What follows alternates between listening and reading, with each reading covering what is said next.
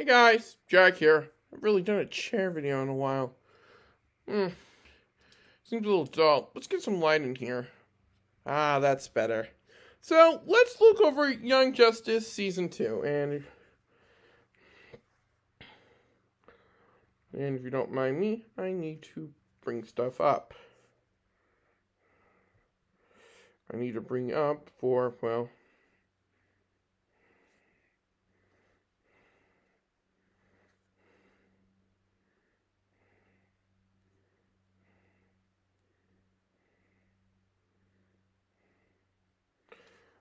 Wikipedia wiki stuff, because as I mentioned in my last video, you guys know how I love a good wiki reference. But in any case, let's get back to Season 2. Which is given the subheading to differentiate itself from its Season 1 predecessor, Invasion, which will become apparently obvious. Now, this one focuses on the word metagene. I won't go into it too much in this video, but just like the term metahuman from my last video, I want you guys to keep that in mind. It will become apparent in the next season. But let's get into the plot.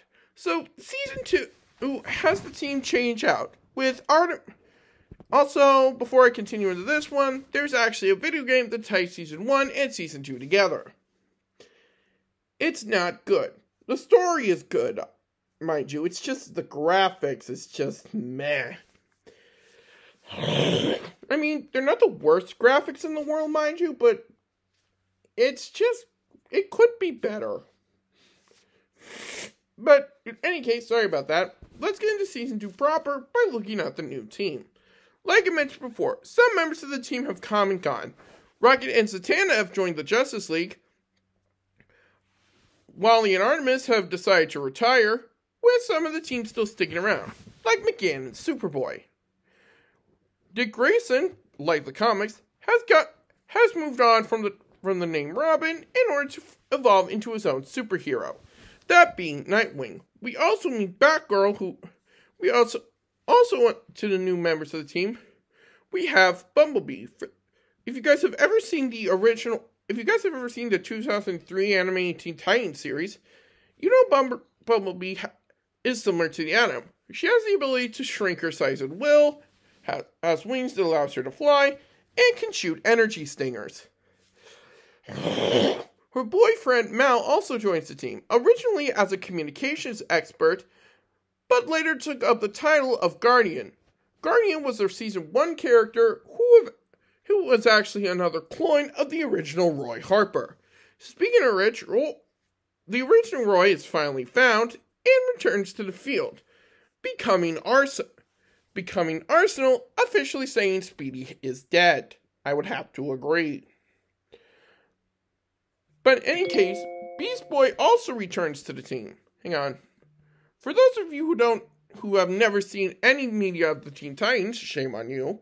Turn in your Stacy superhero fan cards to me, please. For those of you, but I will give you the skin. Beast Boy's skin is, well, green. And he actually appeared before his pre-transformation in Season 1. So in the comic books, Beast Boy's powers actually came from a serum because he was suffering from a disease. This one actually, in the episode, he was badly injured, and he was O negative, which, if you guys aren't doctors, they actually explain this in the episode, which is one of the hardest blood types to match. But McGann, using her Martian powers, was able to shapeshift her cells into O negative. This, however, left a side effect in Beast Boy. 1, his skin eventually turned green, and 2, he had the ability to shapeshift into any animal. And like we learned in the original Teen Titans, as we learned in the 2003 Teen Titans animated series, it's not limited to just Earth animals. It's animals. He can also shapeshift into alien animals. Yes, seriously. We also meet Lagoon Boy, who is an Atlantean who has the ability to use Atlantean magic to enter puffer mode. Puffer mode means he basically, his upper portion of his body basically expands like a pufferfish, giving him enhanced strength. Hang on. Yeah. We also meet Blue Beetle, the Jamie Reyes version. I'm not going into his character, because if I went into everyone, we'd be here all day. A new Robin, that's being Tim Drake. Let me see. Wonder Girl, that not Donna Troy, but she does make an important appearance later. Who else am I forgetting? I think I got everyone. All the new characters, anyway. Oh, we also meet Bart Allen, who is Impulse's who is the grandson of the current Flash, Barry Allen, and his wife, Iris Allen's grandson from the future. He will become important later on. Now, the team originally had to deal with, well, the Krolotayans and later the Reach. I'm going to focus on the Reach more instead of the Krolotayans. Now, the Reach were originally a conquering race, but they eventually fought against the Guardians of the Universe, who, for those of you who don't know comic books, are the self-proclaimed oldest beings of the universe. I say self-proclaimed because something happens in the comics that I don't want to get into right now. And they were the founders of the Green Lantern Corps. After a major war, the Reach were eventually forced to sign a treaty. The treaty stated that the Reach could not come to any planet that didn't openly invite them. So the Reach found a workaround. By inventing devices known as Scarabs, they could create heroes on the planet, and once those heroes gained their trust, the Reach would that planet's government would invite the Reach openly, allowing them to secretly invade from within. And the League isn't much help in this case. Remember the 16 hours I mentioned? Well, we learned about that in the 3rd episode. We learned that Vandal Savage and his light actually sent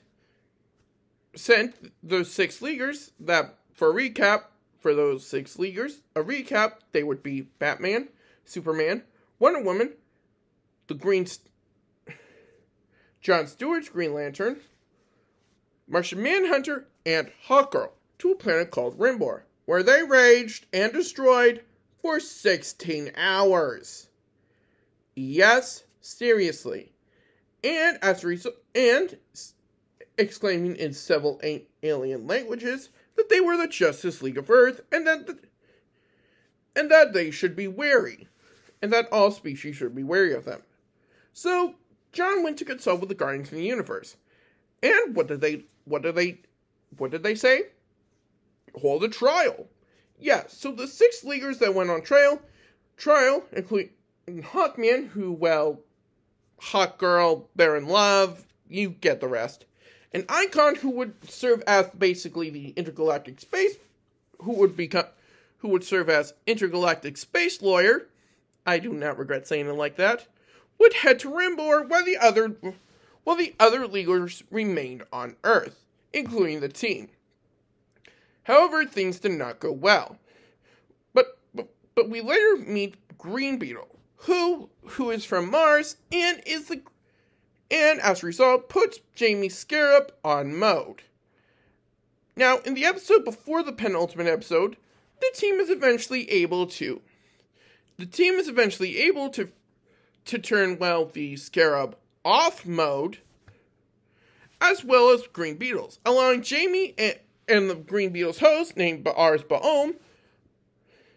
Yes, all Martians have that all have the apostrophe at the before the second letter in their names. Yes, letters in their names. Yes, seriously.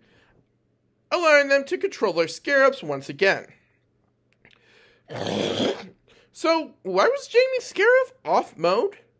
Well, you see, Jamie Scarab actually landed thousands of years ago in the fictional country of Bialia. Originally in the comics, it was Egypt. However, but in any case, it was found by Dan Garrett, who was the first Blue Beetle. I'm not going into him. He has a long and weird comic book history. by shouting the transformation name. Hang on.